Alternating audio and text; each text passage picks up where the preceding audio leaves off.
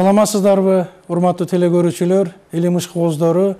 Сиздердин назарыңыздарда бүгүн илим жана турмуш теле берүүбүздүн 3-чү чыгарылышын сунуш кылып жатабыз.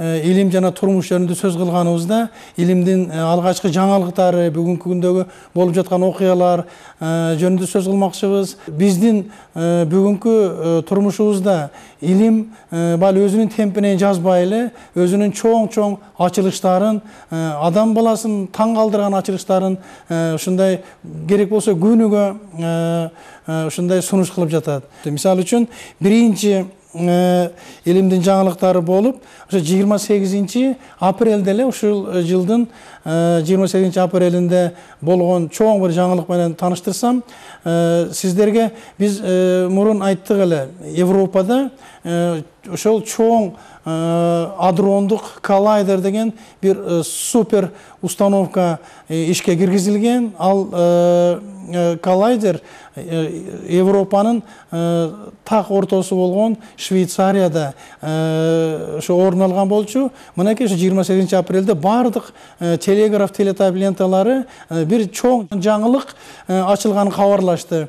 Алар ошо Цюрих университетинин физиктери биринчи жолу физика тарыхында 3 кварктан турган жаңы бариондун бар экендигин таап чыгышты. Аны шарттуу түрдө алар кси Б деп аташты. Бул биздин физика тармагындагы фундаменталдык бир чоң жаңылыкты киргизгени турат. Мен сиздерге баштан эле айтып коюшум керек, ушул илимди түшүнгөн айрыкча физиктерге, химиктерге, бул баягы биз 20 жылдан бери издеп аткан баягы Хиггстин бозону эмес, бирок ошо Хиггстин бозонун издөө дагы улантылууда. Ошону издөө менен мынакей 28 апрелде бир жаңы барион кармалды. Ал бариондун өзүнүн негизги азыркы касиеттери боюнча биз ошол кварк теориясын дагы бир жогорку деңгээлде түшүндүрө алабыз. Эгерде теориялык модельге буну азыр болголоп баягындай бир салыштырып, кандайдыр бир өзүнүн бир жолун таап далилдей турган болсок, анда жакында дагы ошол Хиггстин бозону жөнүндө чоң бир жаңылык маалыматтарды алмакчыбыз.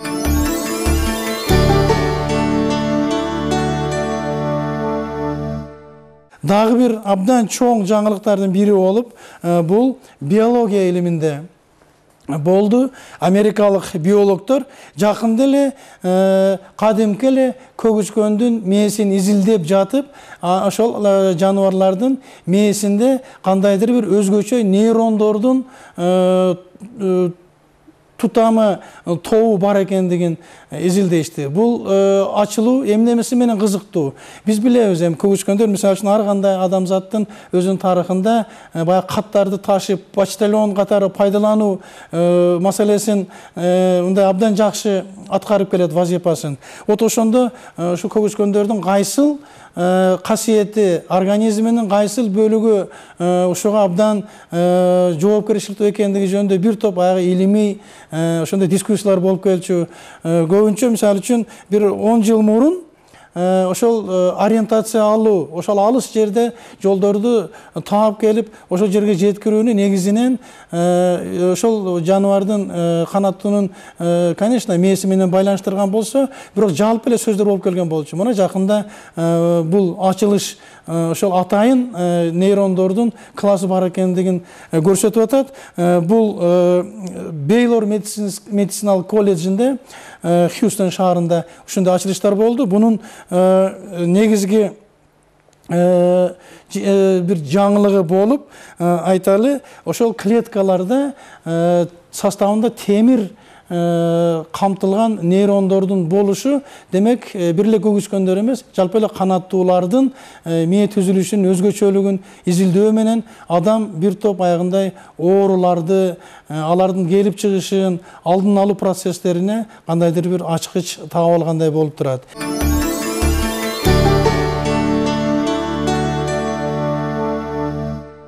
Üçüncü bir жаңылыгыбыз бул Японияда болду. Мынакей Японияда баалы өтө ыкчам, тез жүрүүчү, Джозефсондун эффектисине колдонулган өтө өткөрүмдүүлүк сверхпроводник деп коебуз. Ошолордун натыйжасында 200-250 км/саатына жүргөн поездарды жасап келишкен болсо, бүгүнкү күндө мына кече эле ушундай билдирүүлөр болду 20-апрелде.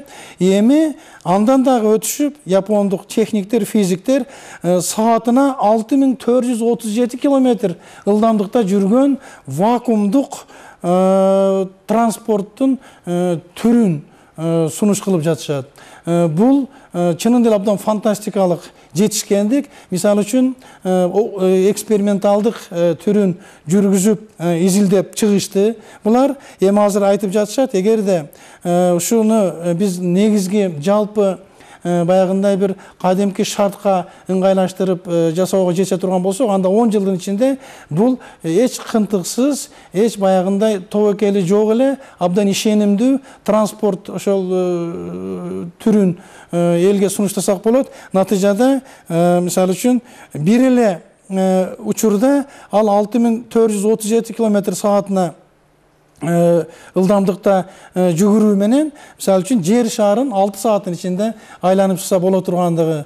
Мына көрдүңүздөрбү, кандай илимдин чоң жетишкендиктери бүгүнкү күндө бардык тармактар боюнча ушундай ачылыштар болуп жатат. Ошондуктан бул биздин эфирден пайдаланып, сиздерди ушу илимий жаңылыктарга да көп көңүл буруп, өзүңүздөр окуган, уккан, билген, балким жасаган жаңылыктар болсо, биз менен да байланышып, ушул эфир аркылуу сиздерге ортого салып, ортого бөлүшүп турсак, менимче абдан жакшы болот.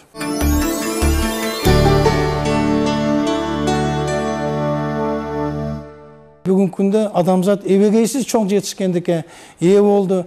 Кристаллофизика, жалпы эле кристаллдар бул бүгүнкү оптоэлектрониканын, катуу заттар электроникасынын, жалпы эле бүгүнкү күндөгү алдыңкы техниканын өзөгүн түзөт. Дүйнөнүн бардык, фактически бардык университеттеринде, бардык илимий борборлорунда кристаллды изилдөө болуп көрбөгөндөй чоң жетишкендикке ээ болду. Анын ичинен биздин Кыргызстанда дагы кристалл физикасын изилдөө, оптикалык, термикалык, магниттик жана башка касиеттерин ар түрдүү ыкмалары менен, методдор менен изилдөөгө багытталган өзүнчө илимий мектептер бар. Ал мектептердин бири Улуттук илимдер академиясынын алдындагы кристаллдарды өстүрүү жана кристаллофизика лабораториясы.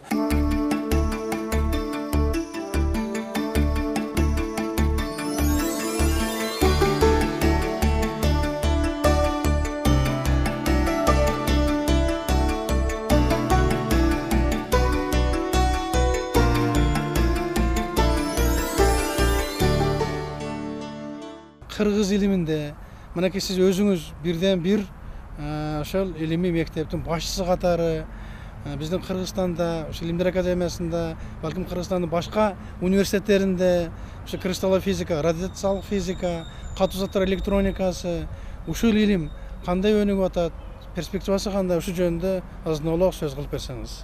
Бул лабораториянын негиздечиси Аскар Албакович 60-жылдары негиздеген.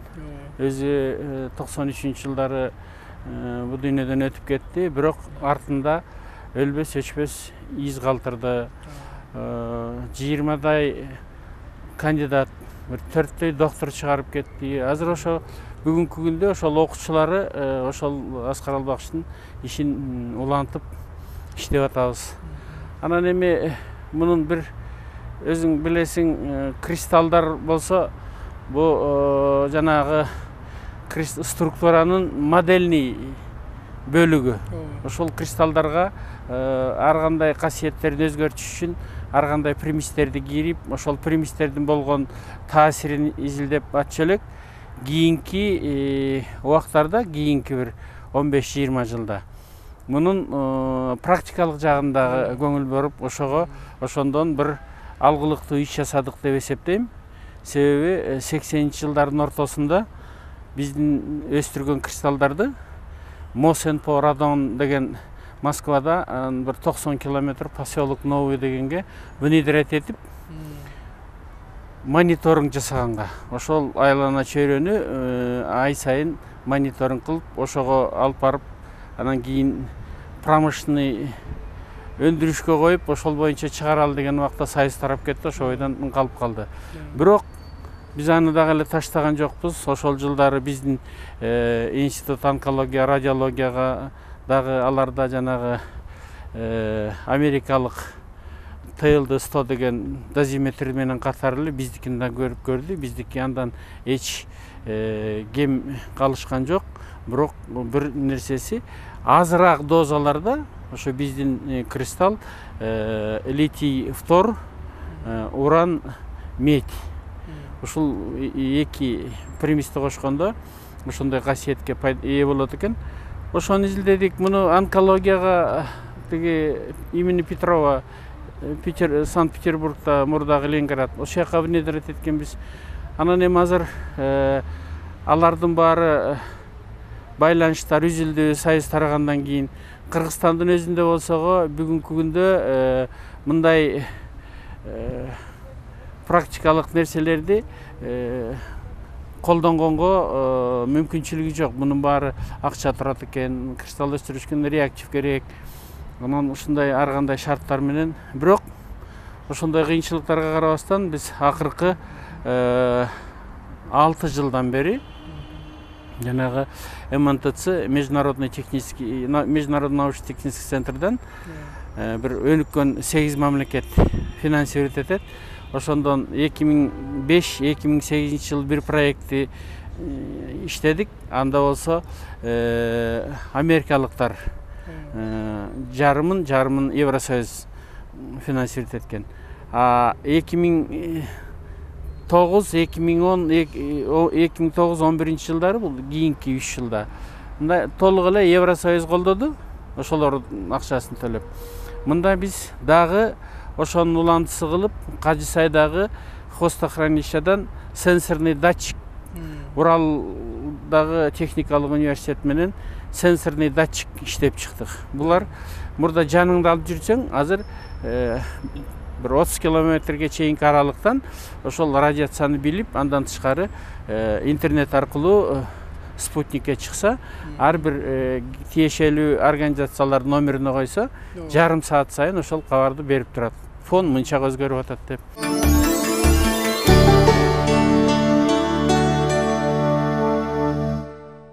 Мынакей сиздер азыр эле физика математика илимдеринин доктору профессор Кидебаев Мустафа Мусаевич менен биздин болгон аңгемелешүүбүздү көрдүңүздөр. Мында негизинен биздин Кыргызстандын физиктери, анын ичинен кристалл физиктерин дагы өзүнүн ушул керек болсо сөз аларлык, мактанарлык деңгээлде иштер алынып барып жаткандыгын көрдүңүздөр. Бизди дагы кубанткан нерсе бул лабораторияда жаштардын иштеп жаткандыгы. Азыр силер көрүп турган кристаллизаторда кристалл өсүп атат. Бул кристалл калий натрий SO4 хром 6 кошулмасы кошулган. Бул кристалдын температурасы контактный термометр менен аныкталып турулат. Жоксо постоянный температура 42 градуска коюлган. 42 градуста азыр өсүп атат бул кристалл. Свет өчүп кеткан көрүп атасыңар. Бул качан температура 42 градустан төмөн болуп түшкөндө өзү автоматически температураны постоянный температура кармап туруш үчүн кайра күйөт, нагревать этет да, жылытат. Ошентип отуруп алынат. Мореки тышкы урөөн суу болсо, ошол ички өсүп аткан кристалл суунун температурасын толук бир калыпта кармап туруш үчүн куюлат да. Муну төмөнкүдөй куюп алсак болот да. Мына бул жерден атайын могу жерде тешик бар, куюлган. Куюлчу ошол жерден куюп алсак болот мындай. Деңгээлден төмөн болгош керек да, э? Ошол деңгээлден төмөн болгош керек, ичинде өсүп аткан эмеден. Суу куюп атканда төмөндөп кете турган болсо, бул автоматически өзү күйөт да. Кайра сразу мына күйөт да, азыр мына күйдү, жылыта баштайт кайра определенный температурада. Ошол кристаллды уш жерде өстүрүп экенсиздер, аралашмада. Эмнеден өстүрүп жатасыздар? Обычно эле сульфатта жоксо химиялык реактивдер, химиялык, мисалы үчүн калий 2 SO4 деген сульфат болот өзүнчө, натрий 2 SO4 деген өзүнчө сульфат, химиялык реактивдер булар. Ошол татаал сульфат, эки сульфаттан биз кошуп бир объект алабыз да, же болсо калий сульфаттан анан натрий сульфат экөөнү кошуп калий натрий SO4 деген бир объект алабыз, же болбосо кристалл алабыз. Ага еще кошобуз деп атпайбы, ошо кошулмага, мисалы үчүн ошо кристаллга 6 валенттүү хром кошобуз, мындан башка да 2 валенттүү мед кошобуз. Еще 3 валенттүү да хром кошобуз да буга. Гексагоналдуу туура формада кристаллды тандап алып, анан ушуну атайын өзүнүн жиби болот. Ошол жипке байлап туруп анан так ортосуна, ошо өсөтүн раствордун ортосуна ошо зародышты байлайбыз. Тетиңде көрүнүп турат го. Ошону байлагандан кийин анан бунун определенный температурасын ошол байланган учурдан баштап мунун температурасын 1 градуска төмөн же жогору кылбаш керек, постоянно бир температура туруш керек, мисалы 42 градуста. Ошол температурада анан бул 1 айдан 2 минимум 2 айда экспериментке жарактуу объект алабыз да, кристалл алабыз. Даяр болуп калган кристаллды сиздер кандай пайдаланасыздар? Термолюминесценттик детектор катары радиациондуу жаратылышта радиациондуу фонду өлчөөдө колдонуп жүрөбүз да. Буга үчүн да биз ошо Россия Федерациясынан Екатеринбург шаарынан ошо неорганический сцинтиллятор, анан как рабочие вещества деген 2 патент алдык ушул кристалл боюнча. Буга чейинки кристаллдардын чувствительности же болбосо ошо радиациондуу фонду өлчөөдө төмөнкү погрешностьтар көбүрөөк болгон да. Сапаты анча эмес да. Эми бул азыркы биздин кристаллдар ошо алардан 10 эсе чувствительный же болбосо 10 эсе качественный. Жакшы Илимпоз катары өзүңүз дагы ушул боюнча жакында кандидаттык диссертация жасаптырсыз. Мына ушул өзүңүздүн илимий ачылышыңыз жөнүндө да айтып кетсеңиз. Жаратылыштагы радиациялык фонду текшерүүгө болобу же болбойбу ушул кристалл аркылуу деген. Анан ар кандай примес кошуп, мисалы үчүн бир граммдары да өзгөрүп кетсе, бул чувствительность болобу, болбой калабы? Бул под вопросом болчу. Анан биз ушу бир эле объектини өстүргөн жокпуз, ар кандай приместерди кошуп, граммдарын азайтып, көбөйтүп, анан ошо чувствительность текшерип отуруп, анан ошо патент алып ошол ачылыш жазатып десек болот. Эми неорганический сцинтиллятор деген, анан термолюминесценттик детектор деген 2 патентке ээ болдук да ошо. Радиацияны өлчөөдө колдонулат деген.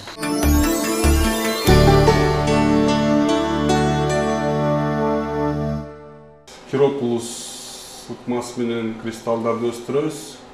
Көбүнчө ал ыкма менен жегич галоиддик кристаллдарды өстүрүү маселеси турат. Анын ичинде айта кетсек, литий фтор, натрий фтор сыяктуу кристаллды өстүрөбүз. Аны өстүрүү үчүн мына бул жакта көрүнүп тургандай установканы колдонобуз. Аны үчүн эң башында биз таза химреактивтерди алып, керектүү бир пропорцияда өлчөп алып таразада, аны тигилге салып, тигилди термотуруктуу койгучка, бул жакта көрүнүп тургандай, электр мешинин ичине орнотобуз. Электр мешинин ичине орноткондон кийин биз ага өстүрүү үчүн бул жерде жез түтүктөрү орнотулган, атайын бир электр механизми орнотулган. Ошол андан ары биз кристаллды өстүрүү үчүн термотуруктуу койгучка коюлган расплавды эритмени эритүү үчүн Кандай температурада эритем ушул эритме? электр меши 1400 градуска жакын литий фтор, натрий фтор негизи эрит. Ошо эригенден кийин биз ушул туздан жогорураак бир 50-70 градус кылып биринчи температураны көтөрөбүз. Ошол учурда биз бул муздатылган түйүндүктү ушул тигилдин ичиндеги эритмеге алып келип термодинамикалык системада биз билебиз ысык температура ысык нерседен муздак нерсеге температура өтөт, алмашат, ошондо термодинамикалык система пайда болот да. Ошондо бир аз түйүлдүк тийгенде башында муздак түйүлдүк ичине эрийт, ошону биз сезгенден кийин кайра бир 20-30 градус дагы ылдыйлатып температураны туруктуу абалга келтирип беттик тартылуу күчүнүн негизинде биз ошол механизмди ишке келтирип түйүлдүктү акырын айланта баштайбыз.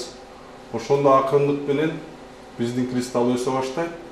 Кыймылда болуп турбайбы, э? Ооба. Канча убакытта өсүп чыгат? Биз бир 40-45 миллиметрдик кристаллды бир 7-8 сааттын ичинде өстүрүп алсак болот. Даяр кристаллды алдыңар. Аны турмушта эмнеге колдоносуңар? Же сезгиңизде? Сезгичтиги жогору болуш үчүн биз дагы кандайдыр бир кошулмаларды кошуп, ошону биз деген көбүнчө радиацияда, дозиметрияда дозу радиациянын дозасын өлчөөгө колдонобуз.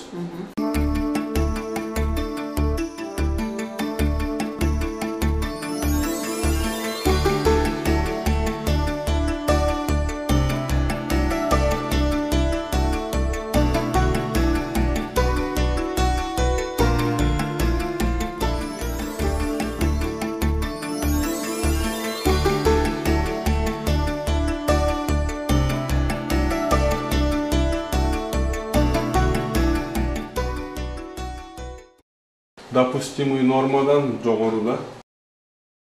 Мынакей жаштар өздөрү кристалдын ошол Кирополос, Стокбаргер методдору менен өстүрүүдөгү өздөрүнүн бул технологиялык процессти комментарий кылып жатканын өзү эле абдан жогорку деңгээлде болуп аткандыгы чынында бизди көп мындай шыктандырат. Бүгүн илим деген абдан чоң интеграцияга дуушар болуп атат. КР 994 деген проектини методикасын ушу Япониядагы жана Фукусимадагы жанагы радиационный талаалардын эмеден кризистен чыгыш үчүн ошону стабилдештирүү үчүн дезактивация кылып ошого деп ошо тандап алган экен. Биз мен барып доклад жасап келдим. Анан алар Москвада болду да бул, Москвада болду. Мамлекетке бир салым кошпосо баарыбыз эле келе бер дегенден алыс. Биз ошон үчүн ошо турмуштун оорлугуна карабай, ар кандай балдарды алдап салдап физика жакшы деп мактап атып эптеп алып келип атабыз. Бул жагынан биздин байланышыбыз Институт кристаллография деген Москвада союзунда головной ошондо болдум. Урал, Томск, Новосибирскиге ушуларга алар өзлөрү алардын стипендиясын берип окутканга мүмкүнчүлүктөрүбүз бар. Ошон үчүн ушу балдарды алып келип быйыл бирөө Уралга кетет. Анан дагы сүйлөшүп атабыз. Бирок ушу балдар дагы ал эмес Европага мүмкүнчүлүгүбүз бар. Эгер балдар алар айтат, биз бир эле шарт дейт. Физиканы жакшы билсе, биз сурайбыз дейт, экзамен алабыз. Тил не обязательно дейт. Иштеп жаткан лабораторияларды колдой турган өзүнчө бир ушундай илим саясатын жүргүзүшүбүз керек экен. Бирок ошонун чечилиши биздин эле колубузда. Мисалы үчүн болгон жалпы дүң продукциясынын 0,12% илимге жумшап, анын ичинен болгон 30% так илимдерге, табигый илимдерге жумшап атканыбыздын өзү чынында бүгүнкү чакырыктарга туура келбеген биздин саясатыбыз. Ошондуктан мен бардыгыбызды, айрыкча университеттин ректорлорун ушул маселелерди түзүүгө, ушул лабораторияларды түзүүгө мындай бир чоң өзүңөрдүн салымыңарды кошууңуздарды чакырат элем. Ушуну менен биз бүгүнкү сиздердин назарыңыздарга сунуш кылган илим жана турмуш берүүсүнүн соңуна чыгып атабыз. Көңүл бурганыңыздарга чоң рахмат.